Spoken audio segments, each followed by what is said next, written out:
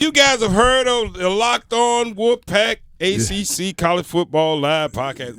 This is the guy. Yeah, right. That's right. Kenton Gibbs is my guy, and man, I'm telling you, man, it's glad to have you on the show. Welcome to the show, Kenton. How you doing, brother? I'm excited to be on the show. I'm excited. We've been talking about this for the longest. We've been having that. Your people go call my people. We go all be people. And it just never worked out. But I'm here now. And then they just said, well, y'all sit next together and talk to each other for about an hour. Yeah, that helps. Absolutely. But although he did hit me up last week, said, "Yo, man, I'm still here, bro." Pretty much, right? Did you do that? Listen, I had to let him know. My people finally reached out to his people, and now we here. We all right. And then we all found each other. That's right. All good. Exactly. Kenton, I'm telling you that. But now you played at NC State. That's right. Yes, sir, I did. Yeah. Yep, part of Dorn's first ever recruiting class. Yeah. Okay. Who's recruiting class? Coach Dorn's first recruiting class. Dave Dorn? State. Yes, sir. Mm-hmm. How'd they go? Because he seems to be very energetic.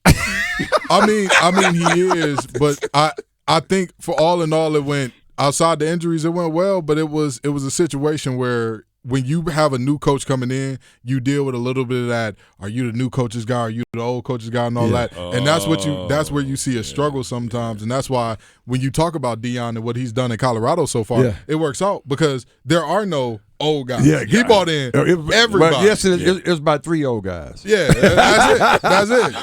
Look, and them 3 can go. This show got more old guys than Colorado had. That's just the reality. You got that right. hell, look. The oldest guy in the room is Deion.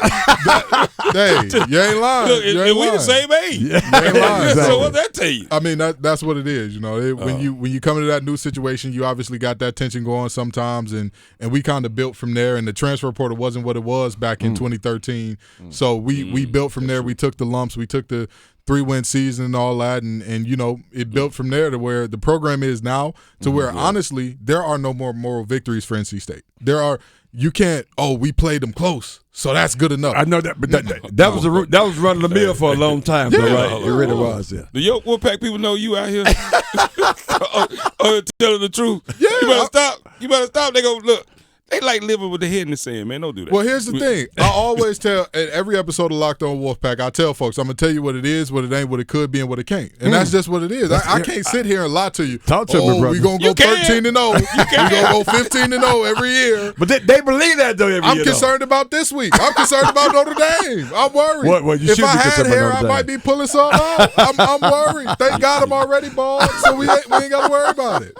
Oh, my goodness, man. Kenton Gibbs joined us from Locked On Wolfpack, man. I'm telling you, all things ACC. But let's talk about last night's game. Let's talk about it. Let's talk about last night's game.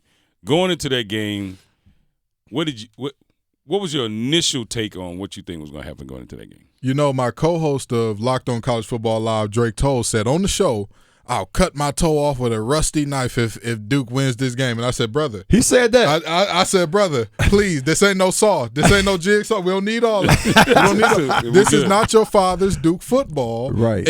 And furthermore, Clemson had a lot of question marks walking into this game. What was Garrett Riley going to be as offensive coordinator Quarterback. here? As much as people talk about the job he did at TCU, when has Sonny Dykes ever had a problem scoring the football? Oh, let me get this right. That's right. He was the OC at TCU. Yeah.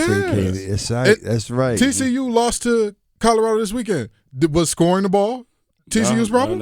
No. So they had a lot of unproven commodities. You had Cade Klubnik, who first season as QB1 the entire time. And one of the biggest things with Clemson that I realized coming into this season, they don't have 2 marquee defensive linemen. They always do. You look at last year, you had Brissy and you had Henry. You look at the years in the past, you could always name guys, You could always name 2 guys that you would say they ain't gonna wait in the green room long. Yeah. This year, you got Tyler Davis, and that's it. And so, you know, I didn't see that much of him last night. Right. I mean, I felt like, of course, Clemson was going to have the better athletes, and so they had a chance to out-athlete them and win at the moment of truth. I felt like they had a chance to do that, but I knew this game was going to be closer than everybody predicted. But athletically, though, I saw guys in blue. And let me I'm telling you, let me tell flying around the ball like you wouldn't believe now. So a lot like, and I hate to keep going back to this, but a lot like with Deion and his squad, this coaching job, I know it's about your Jimmies and Joes, not your X's and O's, but your X's and O's can free up your players to play fast sometimes. True. And it was very clear that Duke was on everything. They That's knew true. they were. Even Rodgers said that in his post game, but he knew when they was trying to switch defensively. Yeah. He knew exactly what they was doing. Exactly, Yeah. and that's the key. That's the essence of what gave this win to Duke. Is the second half adjustments were made by Duke. They weren't made Talked about by that. Clemson. And we're realizing now, we saw it in the Florida State game, we saw it in this game. The second half is everything. If you're close at halftime, it's not going to be we just going to come out Florida and we're going to State keep was doing what we crazy do. second half, Y'all going to keep doing what y'all do, and the better team at what we do is going to win. No, you got to go in that locker room and say, all right, this is what they've been doing. This is what we've been seeing a lot of. This is the counter of this play. They're going to run this play at some point in time. And when you know that, you'll be all right. But it just seemed like Clemson was okay with dink and dunk, 3 yards in a cloud of dust. Brother, it's 2023. You ain't going to win no football games like that. Especially if you can't make a doggone field goal. Absolutely. I'm going to tell you what, that kicker, he might have had to Uber back to Clemson. They might have told him, hey, brother, the team bus is reserved for players who did something in this game. Just And you did not.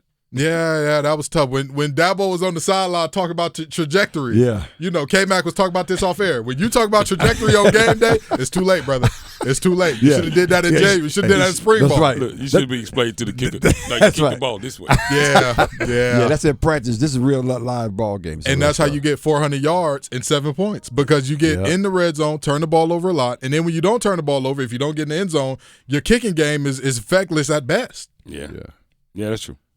So outside of last night's game, and outside of Prime's, of course, Colorado's game, what other game impressed you the most? You can talk about your Wolfpack, but let's not forget about the Carolinas down in Charlotte, and of course FSU and LSU.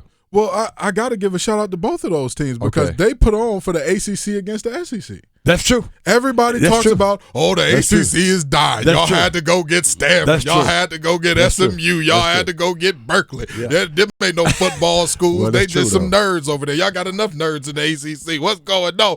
Yada, yada, yada, rada. And now what happened? Now look up and what happened. Yeah. Them boys, and neither one of those teams got beat. Both of those teams got no-mast. I know when we seeing Sugar Ray fight Roberto Duran and we got I'm done. I'm done. Yeah, I don't want to get off the stool, and that's what happened with both of those But teams. it's South Carolina, though. Now, Matt, the SEC, South Carolina that beat Clemson last year, So, and here's the thing. and beat Texas A&M last year. I was down for that. But that's right. here's the thing. It's not just that they won. It's how they won. Yeah. It's That's how true. they won. This is a team that if you look at the stats from the UNC FAMU game from last year and you look at the stats from UNC USC this year, you wouldn't know who was who.